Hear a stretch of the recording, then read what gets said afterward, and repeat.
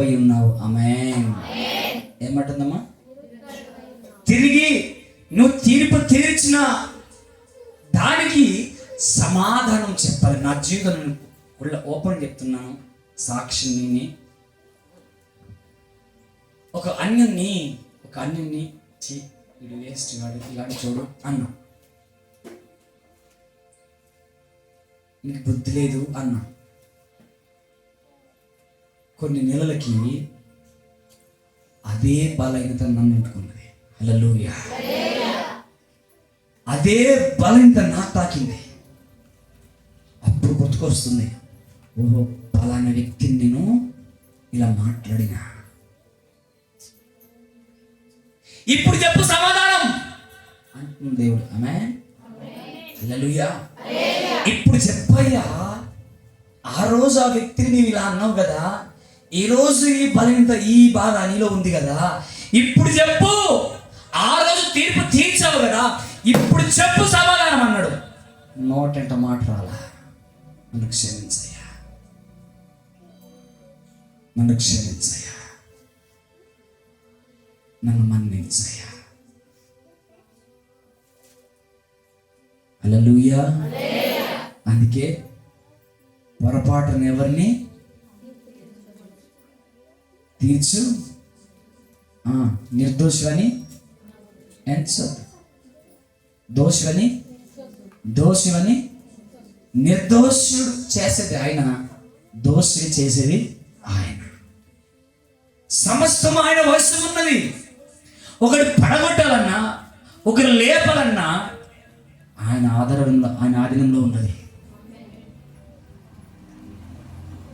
అందుకే నేను నా రెండు చేతులు చూడొచ్చి మరొకసారి చెప్తున్నా, పొరపాటున కూడా ఎవరిని కూడా తీర్పు దోషిగా. నేను యథార్థంగా చెప్తాను, ఈరోజు నా విషయంలో చాలా మట్టుకు చాలా దోషి అని చాలా మట్టుకు అన్నారు. కానీ వాళ్ళు నేను ఎప్పుడు నువ్వు దోషి అని ఎప్పుడు ఏ రోజు అనలే. ఏ రోజు కూడా వాళ్ళని తిరిగి సమాధానం రిటర్న్. చాలా ఉన్నాయి కారణాలు, నేను మాట్లాడిన చాలా ఉన్నాయి, నాకు తెలిసిన సంగతులు చాలా ఉన్నాయి. కానీ నేను ఏ రోజు కూడా అభిషేకించబడిన వారి దగ్గర కానీ, లేక యేసు రక్తంలో కడగబడిన వారి దగ్గర కానీ నేను వ్యతిరేకంగా బాధ వచ్చేదన్నా, బుద్ధి లేదు అని అనొచ్చు, కానీ నేను తీర్పు తెచ్చలే. హల్లెలూయా. ఈరోజు వారి ముందు నన్ను ఈ స్థాయిలో గట్టి చెప్పట్లు కూడా యథార్థంగా చెప్తున్నాను. నేను ఒకవేళ తీర్పు తెచ్చింటే నేను కూడా అదే బలహీనతలా పడిపోయేవాడిని. తీర్పు తెచ్చింటే అదే సాక్ష్యం లేకుండా, లేదా అదే ఒంటరిగా, అదే ఆ అభివృద్ధి లేని పరిస్థితిలో నేను ఉండేవాడిని. అందుకే ఏమంటారు సార్, ఏమంటారు చదవండి అన్నమాట, నిర్దోషులని యెహోవా గుర్తించుచున్నాడు, వారి స్వాస్థ్యము సదాకాలం. గట్టిగా చప్పట్లు కొట్టు. నీవు నిరూపించబడితే, నిర్దోషుని ముందుకు సాగితే, నిర్దోషుని ముందుకు బ్రతుకుతే, నీ జీవితంలో, నీ బ్రతుకులో నీ స్వాస్థ్యము కావచ్చు, నీ సంపద కావచ్చు, నీ సమస్తము సదాకాలం నిలిచిపోతుంది. అంతే. ఆమేన్. తుప్పబట్టదు, చిమ్మెట కొట్టదు, మాడిపోదు, పాసిపోదు, అది సదాకాలం నిలిచిపోతుంది. గట్టిగా స్తోత్రం చెప్పు. హల్లెలూయా. చెప్పండి తల్లి. నిర్దోషుల చర్యలను యెహోవా గుర్తించుచున్నాడు. 19 ఆపత్కాలమందు వారు సిగ్గునందరు, కరువు దినములలో వారు తృప్తిపరచబడుదురు, భక్తిహీనులు నశించుదురు.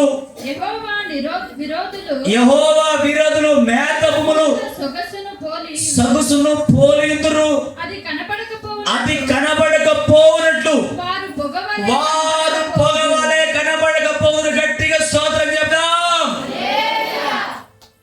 భక్తిహీనులు అమ్మ ఇక్కడ నిప్పు పెట్టినాక మీ ఇంట్లో పొగలేస్తుంది కదా, ఒక 2 నిమిషాలు కనబడుతుందా పొగ? 1 నిమిషం కనబడుతుందా? 10 నిమిషాలు కనబడుతుందా? భక్తిహీనుల గతి కూడా అలాగే పడుతుందంట. హల్లెలూయా. భక్తిహీనులు ఎందుకు లేస్తున్నారా? భక్తిని నేను బాధ పెడుతున్నారా? భక్తిని నేను మాటలతో సూటిపడి మాటలతో అంటున్నారా? భయపడకు, పొగవలే వారు లేచిపోతున్నారు అంతే. పొగవలే వారు కనబడకుండా పోతున్నారు అంతే. చదవండి చివరి మాట. ఆపత్కాలం భక్తిని నశించిపోదురు, యెహోవా విరోధులు మేతములు సొగసును పోలిందురు, అది కనబడకపోనట్లు వారు పొగవలే కనబడకపోదురు. భక్తిహీనులు అప్పు చేసి హల్లెలూయా. ఇక మీరు ఇప్పుడు నన్ను తిట్టుకోండి, ఏమన్నా వేసుకోండి, మీరు ఏమన్నా అనుకోండి, వాక్యం ముందు పెడుతున్నా.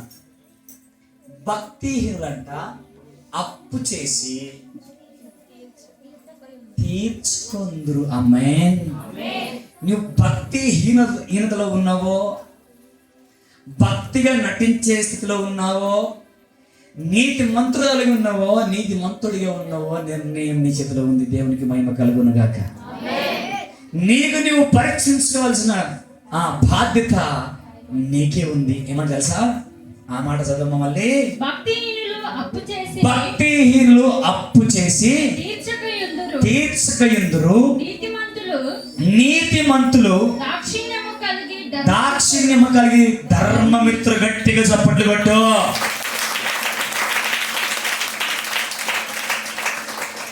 నీతిమంతులంట ఏమంటారంట? దాక్షిణ్యతము కలిగి అనేకులకు ధర్మమిత్రుడు. ఆమేన్. ధర్మము చేసేవాడిగా నువ్వు నీతిమంతుడు. ఆమేన్.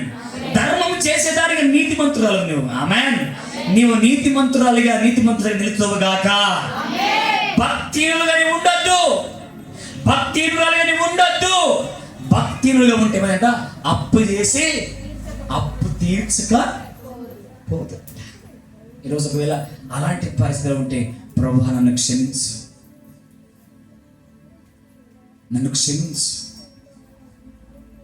నేను భక్తిహీనుడిగా ఉన్నాను, అప్పు తీరలేకపోతుంది, నన్ను క్షమించు. ఒకవేళ ఇప్పుడిప్పుడే భక్తిలోకి వస్తున్నావా, అప్పు మెల్లమెల్లగా తీరుస్తున్నావా, దేవునికి కృతజ్ఞత చెల్లించు. నువ్వు నీతిమంతులుగా తీర్చబడ్డా, నువ్వు నీతిమంతులుగా తీర్చబడ్డా. హల్లెలూయా, హల్లెలూయా. చేతులు ఉన్నవారు చెప్పండి హల్లెలూయా. దేవునికి స్తోత్రం. చదవడం ముందు. యెహోవా ఆశీర్వాదం నొందిన వారు భూమిని స్వతంత్రించుకొందురు, ఆయన శపించిన వారు నిర్మూలమగుదురు. హల్లెలూయా. నీ దగ్గరికి వస్తే ఊరుకోడైనా, నీతిమంతుల జోలికి వస్తే ఊరుకోనేదే లేదు ఆయన. నీ ఊరుకుంటావేమో కానీ ఆయన ఊరుకోడు. నీ ఓపిక పడతావేమో కానీ ఆయన ఓపిక. నీ పిల్లల విషయంలో ఎవరైనా ఏమన్నట్టు ఊరుకుంటావు? అప్పుడు మమ్మీ ఫోన్లే డాడీ అని నీవు అంటావు, కానీ నీ డాడీ ఊరుకుంటాడా?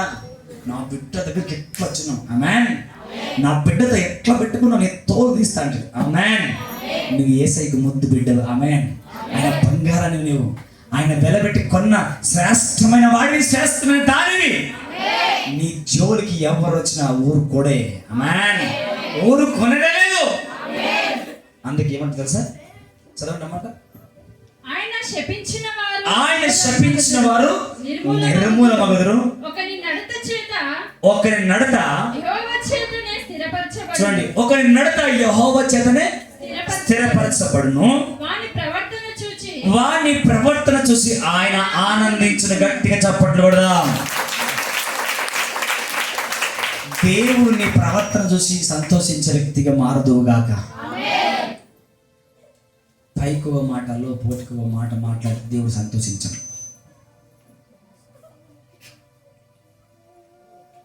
లోపల ఒకటి పెట్టుకుని బయటకు ఒకటి మాట్లాడితే నీవు అబద్ధం ఆడితే సంతోషించడు. మీ ఆయనను ఆగమాగం చేస్తే సంతోషించడు. మీ ఆవిడను ఆగమాగం చేస్తే సంతోషించడు. హల్లెలూయా. అట్లాని ప్రేమిస్తున్నా అని చెప్పేసి దేవుని పక్కన పెట్టి నీ ఆడని ప్రేమించావనుకో నీకున్నది ఇక. అట్లానే దేవుని పక్కన పెట్టి మీ ఆయనని ప్రేమించావనుకో నీకున్నది ఇక. హల్లెలూయా. మా ఇంట్లో మా ఇద్దరు కూడా నేను ఒకటే, దేవుని కంటే నేను ఎక్కువ కావద్దు, నీవు ఎక్కువ కావద్దు. వాళ్ళ ప్రేమను చూపిస్తున్నప్పుడు నేను కొంచెం మనసు కఠినం చేసుకుంటున్నాను ఇంట్లో.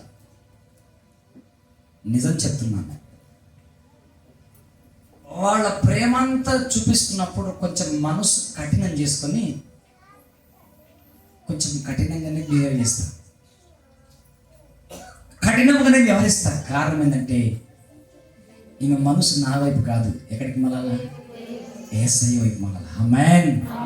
వీళ్ళు ఎవరి వైపు మళ్ళా? ఇప్పుడు నేను నా అంతరంగం నుంచి వారి మనసారా నేను ప్రేమించాలనుకో వాళ్ళ మనసు అంతా ఏముంటుంది? నా మీద ఉంటుంది. హల్లెలూయా. నా మీద ఉంటుంది. దేవుడు ఎక్కడ ఉంటాడు ఇక పక్కన నెట్టేస్తారు. అప్పుడు ప్రార్థన ఉండదు, నాకు ప్రార్థన చేస్తారు. యాండి అయ్యా అయ్యా అయ్యా తిన్నవా, కూర్చున్నావా, పన్యావా, ఎంతసేపు నిద్రపోయినావు, ఎంత తిన్నావు, ఎన్ని మెతుకులు ఉండే, ఎన్ని గంటలు వేసుకున్నావు, ఎన్ని చెంచాలు వేసుకున్నావు, ఏమండి ఎన్నిసార్లు దుమ్మినావు, ఎన్నిసార్లు తగ్గినావు, ఇవేది ఉంటుంది. అదే దేవుని ఆమె ప్రేమించడం తప్పలేదు, కానీ ఆమె ప్రేమ నన్ను మరణం నుంచి తప్పించదు. ఆమేన్. పాపం నుంచి తప్పించదు, ప్రమాదం నుంచి తప్పించదు. నాకు చూపించవలసిన ప్రేమ చూపించి దేవుని పాదాలు పట్టుకుంటే అక్కడ ఏమంటుందన్నమాట, ఆయన శపించిన వారు నిర్మూలమగుదురు, అది కాదు కింద, వాని ప్రవర్తన చూచి ఆయన ఆనందించును.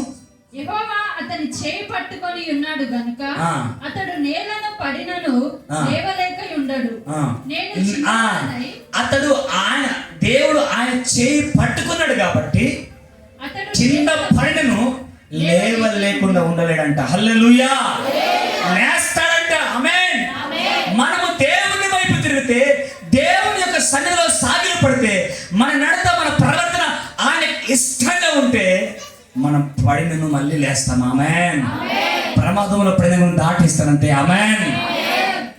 అందుకే మనం ఎప్పుడు కూడా దేవునికి ఇవ్వాల్సిన ప్రాధాన్యత మరొకరికి ఇవ్వద్దు. నీ పిల్లలైనా సరే, నీ కొడుకైనా సరే, నీ కూతురైనా సరే తోలు తీసి ఆడిస్తాను చెప్పాలి. హల్లెలూయా. ఏం చేయాలా?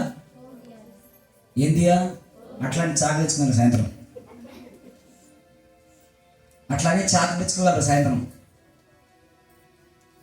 దేవుని వాక్యంలో మరి ఏం చేయాలి తెలుసా? రాకాలా, ప్రార్థనలో రాకాలా.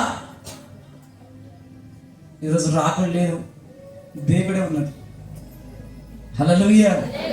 రాకులు లేదమ్మా, దేవుడే ఉన్నది. దేవుడే.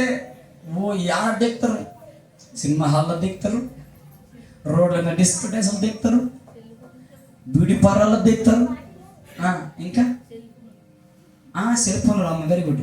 సెల్ ఫోన్లలో దిక్తారు. దేవుడే దేవుడు. ఇట్లా ఇన్స్టాగ్రామ్ దేవుడే, ఫేస్బుక్ దేవుడే. देखता है అంటారు. क्या देखता है? దేవుడు देखता है.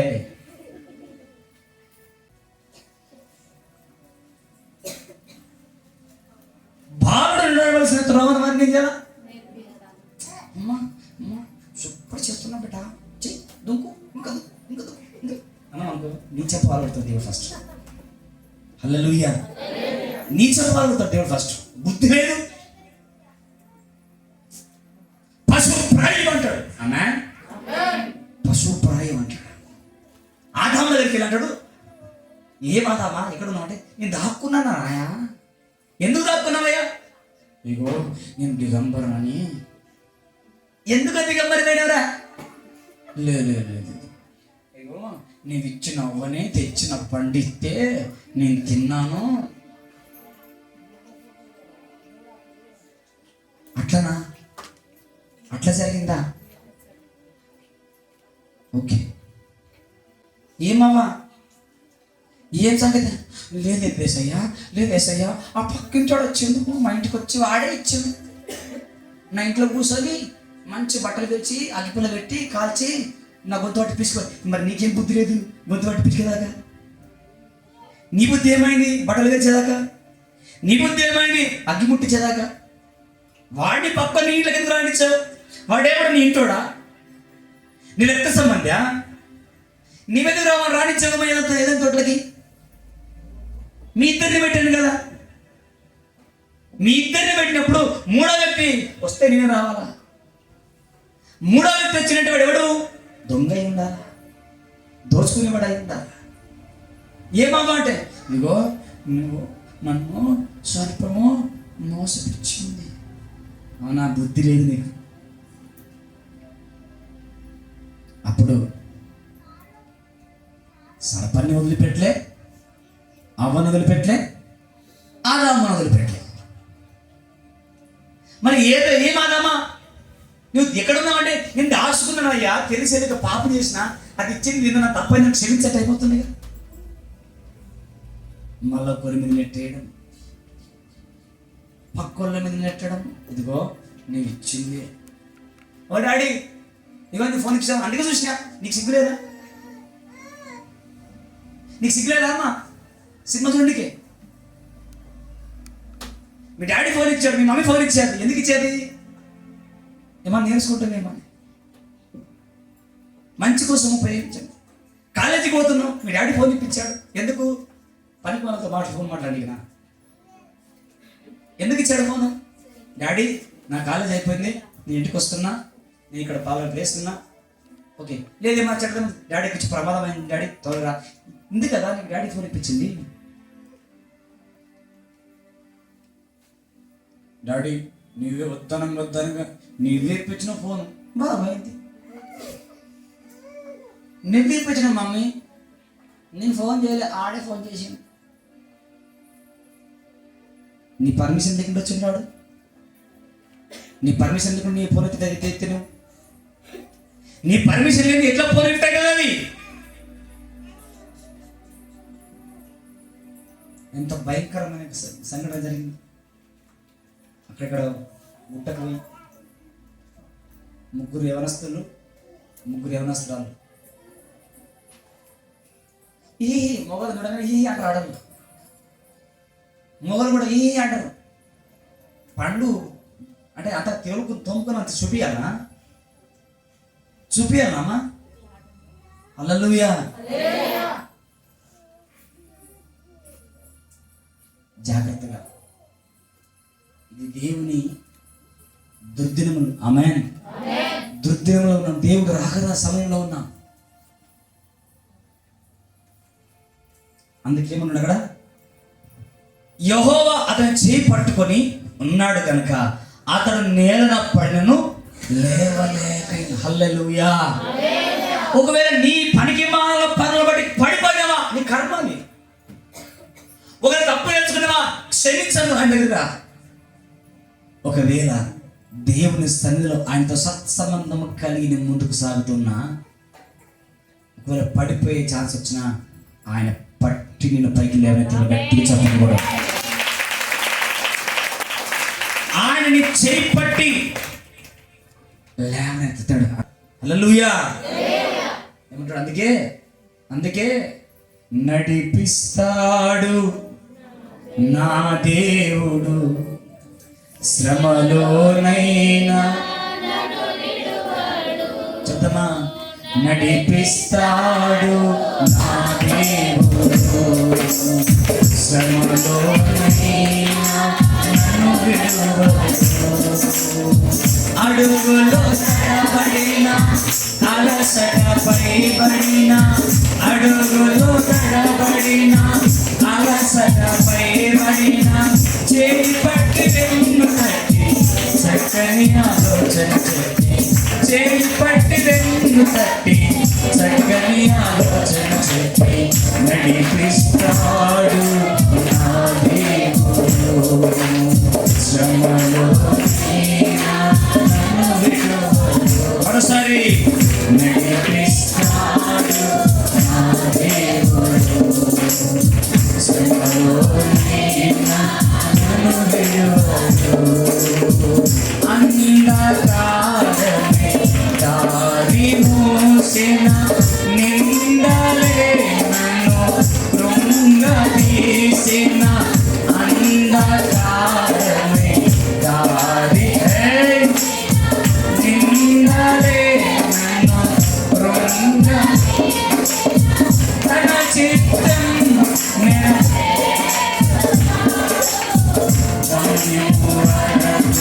నన్ను చేర్చుతాడు. తన చిత్తం నెరవేర్చుతాడు. నన్ను చేర్చుతాడు. నడిపిస్తాడు నా దేవుడు. శ్రమలో నన్ను విడువడు. చెప్పండి నడిపిస్తాడు నా దేవుడు. శ్రమలో హల్లెలూయా. నిన్ను విడవడైనా నీవు విడిచి వెళ్ళి ప్రమాదంలో పడితే నేనేం చేయలేను. నీ విడిచి ప్రమాదంలో పడితే ఆయన ఏం చేయలేడు. ఆయన మాత్రం నిన్ను విడిచిపెట్టాడు. ఆమేన్. ఒకవేళ పొరపాటున పడామనుకో ఆయన పడనీయడు. ఆమేన్. ఆయన పడనీయడు. ఆదాము తానాయి తాను పోయి పడిండు. ఆమేన్. అవ్వా తానాయి తాను పోయి పడిండు. ఆశలు ఉంటాయి, ఆకర్షణలు ఉంటాయి. అమ్మ నీకు తెలుసా, ఒక మంచి షాపింగ్ మాల్ వచ్చిందక్క, తక్కువ రేటుకి అక్క, 15,000 పెట్టి కొంటే 5,000 ఆఫర్ అంటక్క. నీకు తెలియదు అక్క, నీ కొంప కొల్లరైతే సంగతి నీకు తెలియదక్క. నీ దగ్గర డబ్బులు లేవన్న సంగతి తెలుసు, కానీ మీ ఆయన ఏమండి ఇస్తావా, అలిగి పండుకోవాలా, ఇస్తావా పోయి ముట్టియకుండా ఉండాలా, ఇస్తావా మా అమ్మల ఇంటికి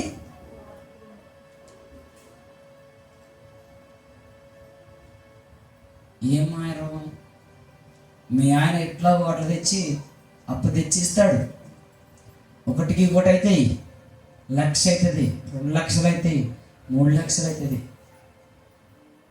మైండ్ ఖరాబ్ కాక ఈ అప్పు నేను తీర్చలేను, ఇక నేను లేకుంటే పోతే అయిపోతుంది అని చెప్పేసి మీ ఆయన అలాంటి నిర్ణయం తీసుకున్నప్పుడు మూల కారణం ఎవరైతారు?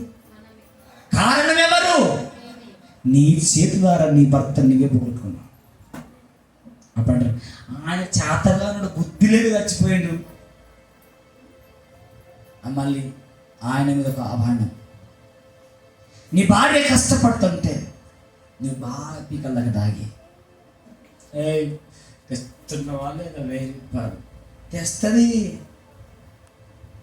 నువ్వెట్టే టార్చర్ రోజు రోజు దగ్గరయ్యి ఏదో ఆలోచన పడి, ఏదో యాక్సిడెంటో, ఏదో గుంతలో ఏదో పడి లోకాన్ని విడిచిపెట్టి అప్పుడు కుక్క బతికే నువ్వు బతికి. హల్లెలూయా. కుక్క బతికే నీ బతికితే నీ ఆడినంత సేపే నీకు విలువ, నీ భార్యనంత సేపే నీ తిండి తిప్పలు బట్ట పొట్ట. అందుకే దేవుడు నువ్వు నీతిమంతులుగా ఉంటే, ఒకవేళ ఆయనకి ఇష్టరాలుగా ఉంటే నువ్వు పడిపోతున్నా కూడా నిన్ను ఆయన ఏం చేస్తాడు? పట్టుకొని విడిపిస్తాడు. ఆయన లేవనెత్తాడు. అంతే. అక్కడ చదవండమ్మా. యెహోవా అతని చేయి పట్టుకొని ఉన్నాడు గనుక ఆయన నేలను పడినను లేవలేక ఉండడు. నేను చిన్నవాడనై ఉంటిని ఇప్పుడు ముసలివాడనై ఉన్నాను. నేను చిన్నవాడనై ఉంటిని, మళ్ళీ నేనేమంటున్నాడు? నేను ముసలివాడనై ఉంటిని. అయినను నీతిమంతులు విడవబడుట గాని ఆయన సాక్ష్యం ఇస్తున్నాం ఇక్కడ. అది సాక్ష్యం అంటే ఆయన సాక్ష్యం పలుకుతున్నాడు. టెస్ట్ మనీ ఇస్తున్నాడు. ఆయన దేవుని గురించిన టెస్ట్ మనీ పలుకుతున్నాడు. ఆయన అనుభవించిన అనుభవం, ఆయన చూసింది కళ్ళారా, ఆయన విన్నది ఏం చెప్తున్నాడు అక్కడ ఏమంటారు తెలుసా? ఏమంటాడమ్మా? అయినను నీతిమంతులు విడువబడుట గాని వారి సంతానము భిక్షమెత్తుట గాని. చూడండి గట్టిగా హల్లెలూయా. మీకు అర్థమైన గట్టి చప్పట్లు కొట్టండి. అర్థమైన గట్టి చప్పట్లు కొట్టండి. దేవునికి స్తోత్రం. ఏమంటారు సార్? అయినను నీతిమంతులు విడవబడుట గాని వారి సంతానము భిక్షమెత్తుట గాని నేను చూచి ఉండలేదు. గట్టిగా చప్పట్లు స్తోత్రం చెప్పండి. అది నేను చిన్నవాడిగా ఉన్నాను, చిన్నవాడిగా నేను పెద్దవాడిగా అయ్యి నేను ముసలోడిని అయిపోయాను, ఇంకా నేను నా సావు దగ్గరికి వచ్చింది. ఇప్పటి వరకు కానీ నీతిమంతులు కానీ వారి పిల్లలు కానీ భిక్షమెత్తుట కానీ నేను అస్సలు చూడలేదు. ఆమేన్. మనం అలాగ ఉందుమగాక, అలా నీతిమంతులుగా ఉందుమగాక. మీకున్నదా మీ పిల్లలు భిక్షమెత్తుకోవాలని? ఏం చేస్తున్నావు? ఉన్నది ఎకరాన్ని ఇల్లు కట్టి, ఉన్నది ఎకరాన్ని పెళ్లి చేసి, ఉన్నది ఎకరాన్ని బర్త్డేలు చేసి, మ్యారేజ్ డేలు చేసి, షాపింగ్ చేసి రేపేం చేయాలా?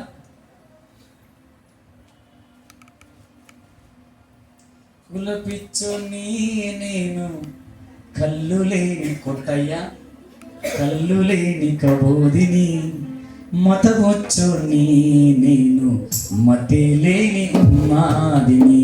ప్రభువే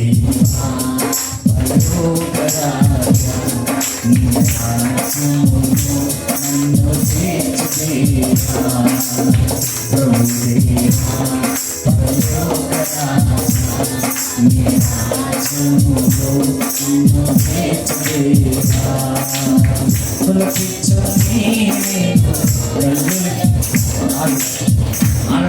ఫీల్ అవుతున్నారు వీళ్ళందరూ, అందరు ఫీల్ అవుతారు. నేను కొడుతుంటే నేను మాడుతుంటే. హల్లెలూయా. మనలా గుంపు కాదు. అమ్మని చెప్పండి. మనలా గుంపు కాదు. మన గుంపు ఏది చెప్పండి? నీతిమంతుల గుంపులో నీతిమంతుల పిల్లలు భిక్షమెత్తుట గాని అడుక్కుంట గాని ఇప్పటి వరకు నా బ్రతుకులో నా జీవితంలో చూచి ఉండలేనండి. హల్లెలూయా. నేను అంటున్నా రోజు నీ పిల్లలు కానీ నీ పిల్లలు కానీ నీ ఎప్పుడు ఎవరు కానీ భిక్షమెత్తకుండా వారు నీతిమంతులుగా బ్రతుకుదురుగాక. హల్లెలూయా. చదవండి చివరిగా.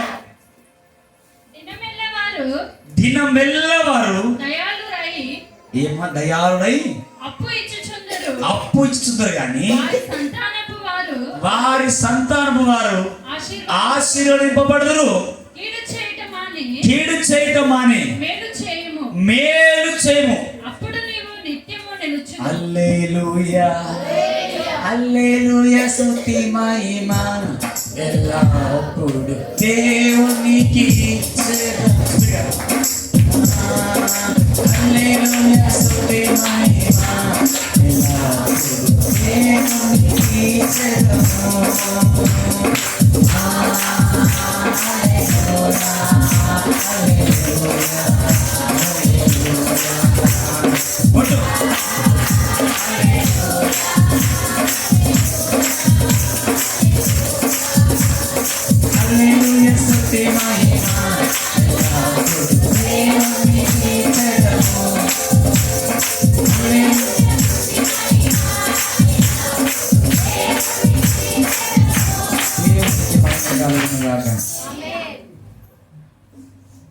సపాట్లు రొట్టెలు తుత్తున్నారు, ఇట్లా రొట్టెలు అమ్మ తుత్తుతున్నారు అమ్మ రొట్టెలు ఇట్లా.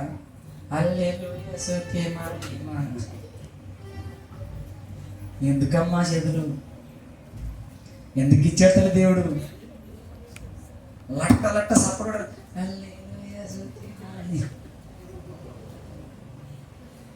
శబ్ద ప్రాణుడు కొడుతూ సపోర్ట్ దేవుడికి మహిమ కలుగులు కాక.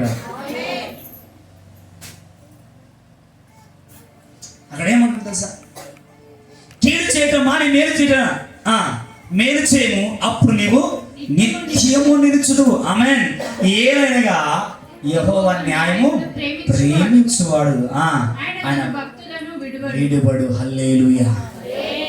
కీడు చేయటం మాని మేలు చేయి.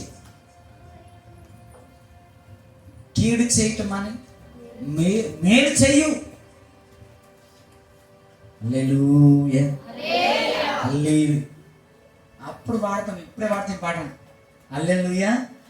స్తుతి మహిమ ఎల్లప్పుడు ఏమి ఇచ్చినాము దేవునికి? నీ హృదయమే ఆకాశం అంత దూరం, భూమికి అంత దూరం నీ హృదయం పెట్టినాం.